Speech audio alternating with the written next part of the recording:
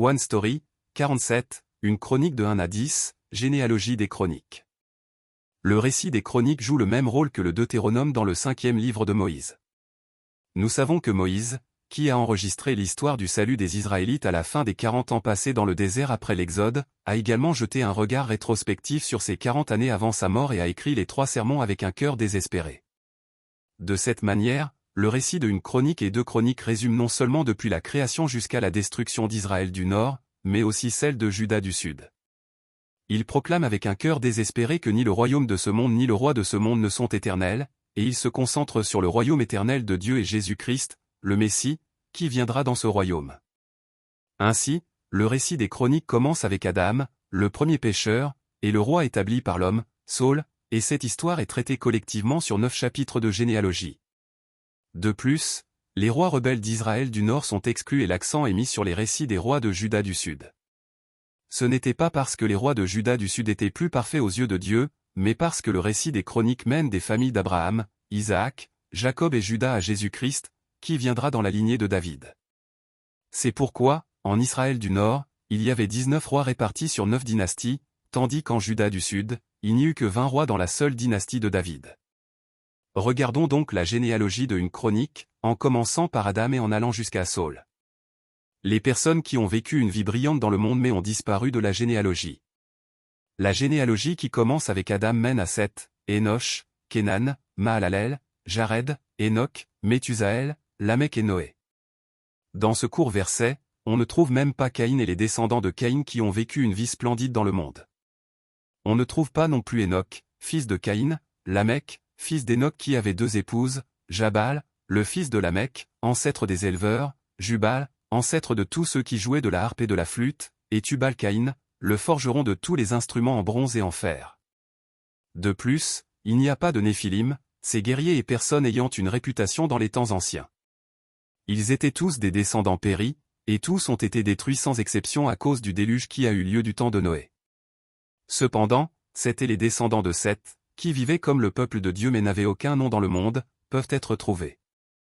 Nous ne savons pas grand-chose sur la vie de Seth, Énoch, Kénan, Mahalalel et Jared, qui ont été donnés comme semence à la place d'Abel, le premier martyr et représentant de Jésus-Christ, mais leurs noms sont là.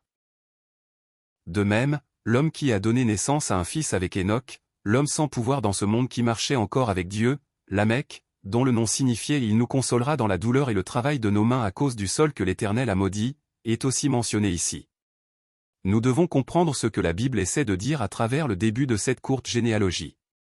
Plus important que le genre de vie que nous vivons dans ce monde est de savoir si nos noms sont inscrits dans le livre de vie qui sera écrit plus tard. La Bible proclame « Il n'entrera chez elle rien de souillé, ni personne qui se livre à des pratiques abominables et aux mensonges, il n'entrera que ceux qui sont inscrits dans le livre de vie de l'agneau. » Dieu cherche, se concentre et sépare. Seuls les 8 membres de la famille de Noé ont survécu au déluge. Et à nouveau, de ces 8, les descendants des 3 fils de Noé, Sem, Cham et Japheth, commencent. Si la généalogie avant Noé a rapidement passé en 3 versets, à partir de ce point, la généalogie se poursuivra en détail.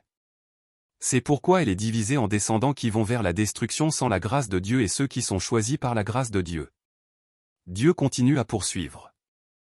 Ainsi, la généalogie qui commence avec Noé enregistre brièvement les descendants de Japheth et les descendants de Cham, et l'histoire à partir de là jusqu'à la fin de la Bible se concentre sur les descendants de Sem, qui seront dans la lignée de Jésus-Christ. Tout comme la généalogie qui a commencé avec Adam a conduit à Noé, la généalogie qui a commencé avec Noé conduit à Abraham, le descendant de Sem.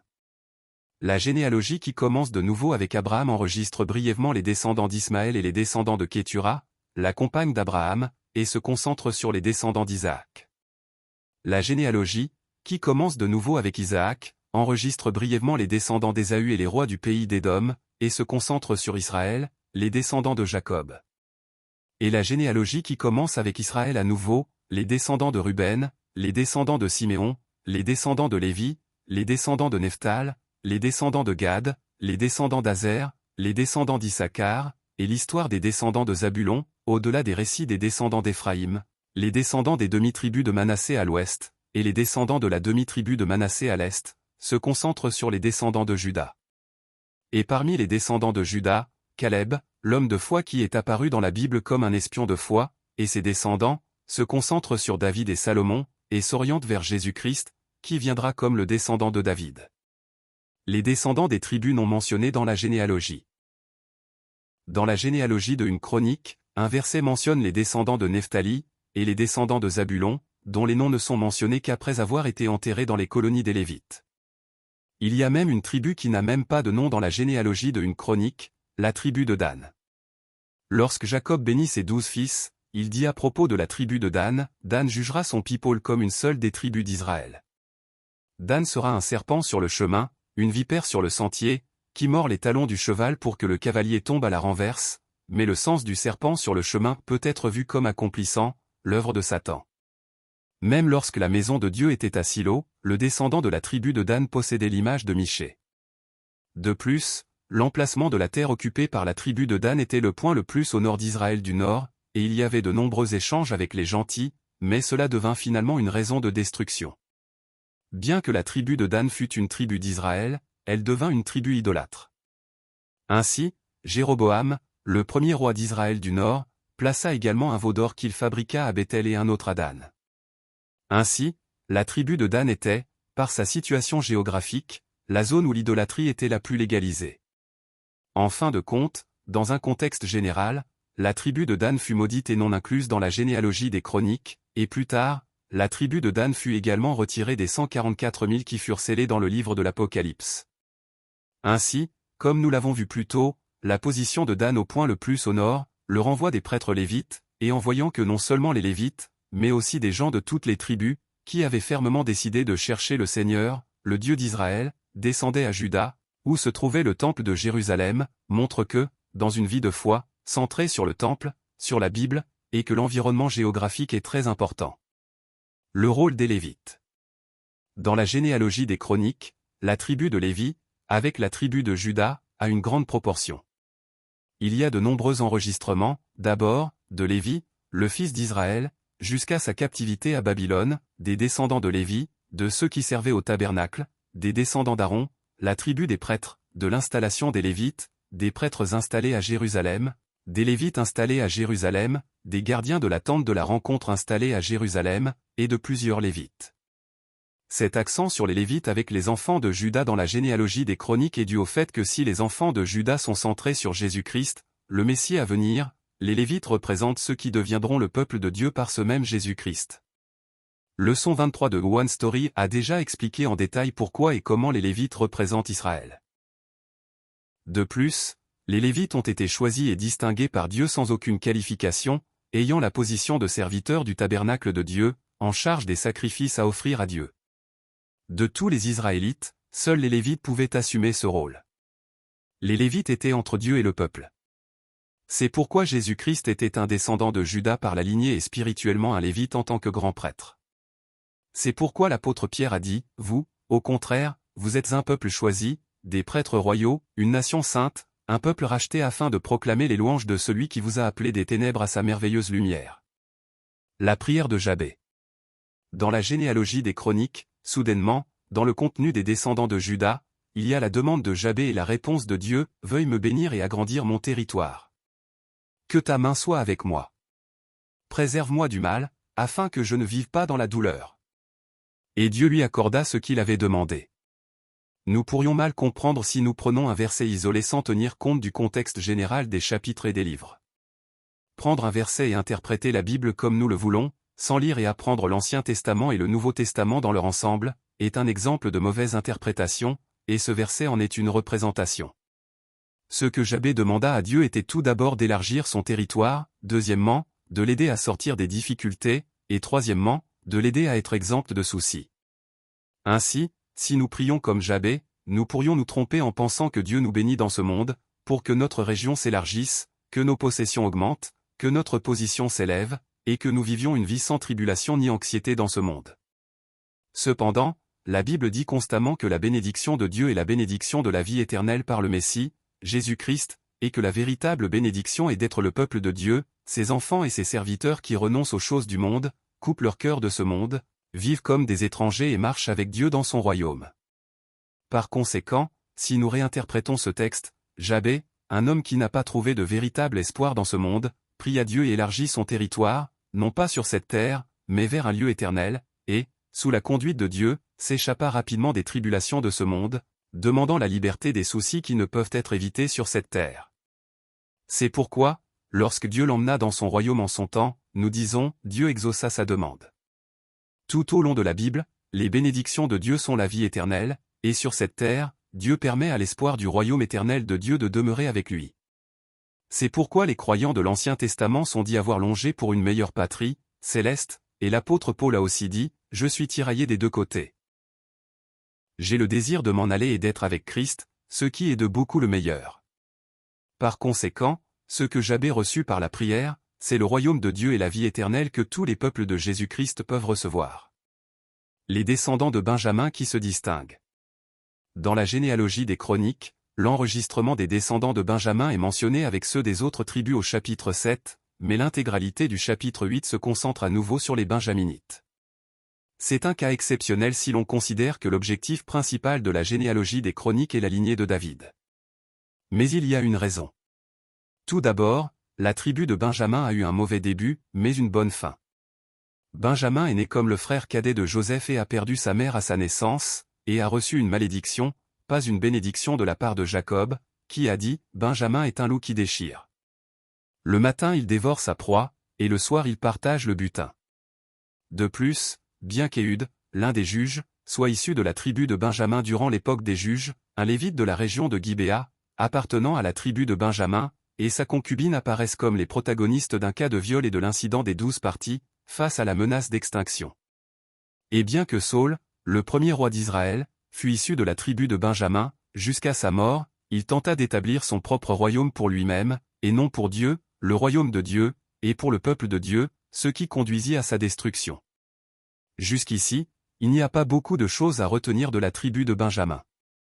Cependant, lorsque la nation se divisa après Salomon, ils restèrent avec la tribu de Juda, la tribu de David, jusqu'à la fin, et restèrent dans le sud de Juda, où se trouvait l'arche de Dieu, le temple et Jérusalem. Et ils restèrent ensemble jusqu'à la chute du sud de Juda. C'est pourquoi la tribu de Benjamin est mise en avant dans la généalogie des Chroniques enregistrées après l'histoire. Et le livre d'Esther, enregistré pendant la captivité, raconte que Mardochée et Esther, les protagonistes du dernier livre de l'histoire, étaient de la tribu de Benjamin. L'histoire de Saül, le roi mondain. La généalogie des Chroniques contient bien d'autres éléments, mais l'objectif de One Story n'est pas de subdiviser la Bible, mais de résumer le flot de la Bible et de permettre aux gens de goûter à la Bible. C'est pourquoi ici, à la fin de la généalogie, j'essaie de conclure avec l'histoire de Saül. L'histoire de la fin de Saül se situe avant d'entrer dans l'histoire des rois de la famille de David, la tribu de Juda, Jésus-Christ, le Messie qui viendra dans le royaume de Dieu, thème principal de toute la chronique. La famille de Saül avait déjà été mentionnée avec les descendants de Benjamin.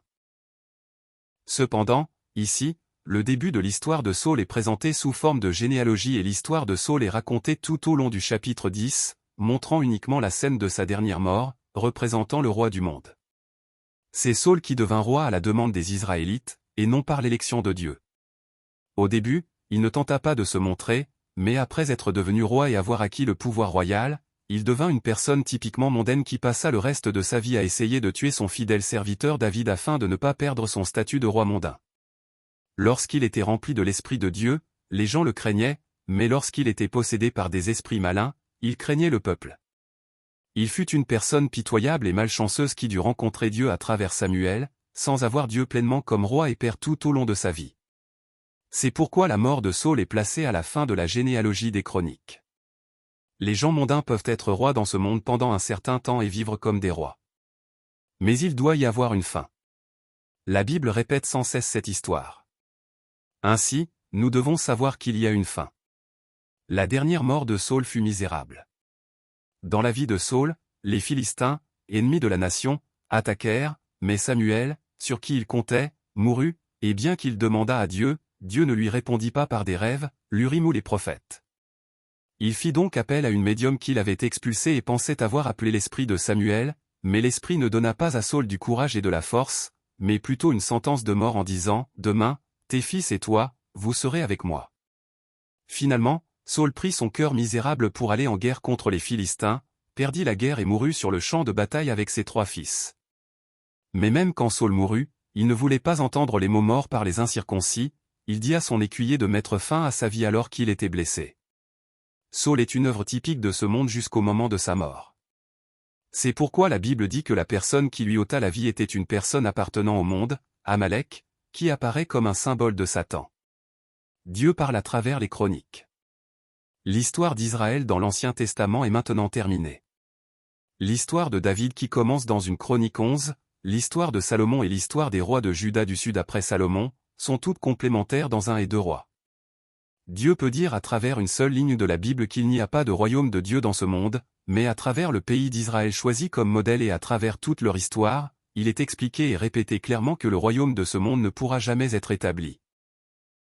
Par conséquent, si nous, qui croyons en Dieu à travers la parole de Dieu, essayons sans cesse de devenir rois dans ce monde et d'établir notre royaume dans ce monde, nous sommes piégés dans l'histoire de l'Ancien Testament et l'histoire humaine. Nous sommes piégés dans le désert dans lequel les Israélites ont été enfermés pendant 40 ans en se plaignant et en se révoltant, nous sommes piégés dans l'ère des juges où les gens en faisaient ce qu'ils croyaient être juste, et piégés par les rois d'Israël du nord et les rois de Juda du sud, qui pensaient que leur trône serait éternel, que ce monde serait éternel, et qui jouissaient du monde en faisant le mal et en ignorant Dieu. Les livres historiques sur le retour de la captivité comme Esdras, Néhémie et Esther, qui traitent de l'histoire de la captivité, ne concernent plus le fait de mettre leur cœur dans ce monde ou d'établir le royaume de David dans ce monde. De même, les livres de poèmes qui commencent avec les psaumes ne regardent pas en arrière sur Israël, mais vont de l'avant. Nous espérons la venue du Messie, Jésus-Christ, et proclamons la restauration de Dieu, le sujet ultime du salut. En outre, le livre des prophètes qui suit le livre des psaumes décrira plus clairement le royaume du Messie. Par conséquent, notre foi ne doit pas rester dans les livres historiques, mais aller au-delà des livres de poésie, passer par les livres de prophétie et rencontrer Jésus-Christ dans les 4 livres des évangiles, être saisi par le Saint-Esprit dans le livre des Actes. Et à travers les lettres de l'apôtre Paul et des autres apôtres, nous devons reconnaître ce que nous devons faire dans le reste de notre vie, et terminer notre vie finalement en ayant Jésus-Christ dans nos cœurs comme David, et non comme Saul. L'histoire du zèle et de l'amour de Dieu, qui a dit, que votre attitude soit identique à celle de Jésus-Christ, lui qui est de condition divine, il n'a pas regardé son égalité avec Dieu comme un butin à préserver, mais il s'est dépouillé lui-même en prenant une condition de serviteur, en devenant semblable aux êtres humains. Reconnu comme un simple homme, il s'est humilié lui-même en faisant preuve d'obéissance jusqu'à la mort, même la mort sur la croix, continuera.